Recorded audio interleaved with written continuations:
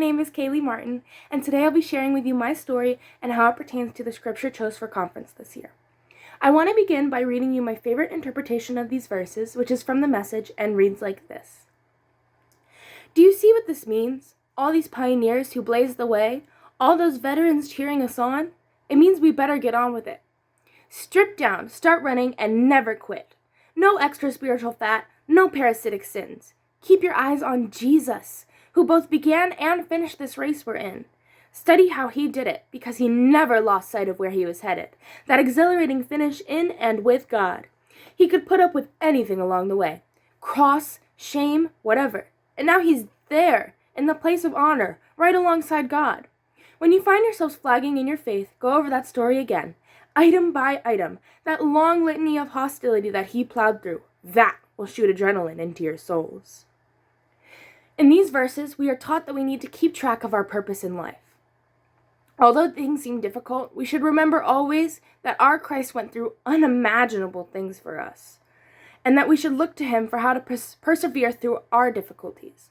Hebrews tells us that Christianity should be hard, that it is a race that we are constantly running. We are told that it will all be worthwhile once we finish the race, that it will be exhilarating, and that we will be with God. The author of Hebrews understands that it's not always easy to persevere. When I was a young child, my grandmother was basically a parent to me. She took care of me and nurtured me in place of my father, and we did everything together until I was 10, and she passed after having a stroke in her brainstem. I yelled at God. I didn't understand how he could take her away. I didn't see his plan because I couldn't see past my rage and my sadness. However, it was my congregation that brought me back to my faith. They were caring and kind, and I saw the love of Christ through them. They reminded me that even through tragedy, God's love still shines the brightest. They helped me realize that through faith, they are my family, and they are with me on this journey, this race throughout life. It is easy to get lost in strong emotions. It is easy to get wrapped up in yourself and your problems and your missing assignments and your deadlines and your coworkers' drama and your everyday stress that we lose sight of what's really important. We forget the real reason why we were placed on this earth. We are here to evangelize and show the love of God through ourselves. We are here to be selfless and make a change in the people and the situations around us. We are here to show everyone that there is a better way.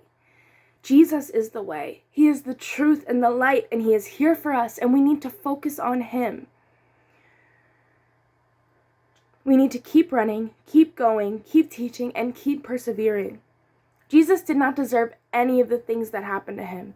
He was a perfect person, and yet he still had to die. And he died in one of the most excruciating ways possible.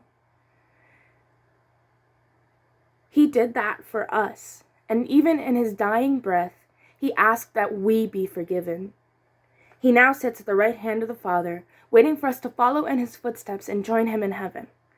So fix your eyes on that, at the unending joy at the end of the race, because that's what makes the race worth it.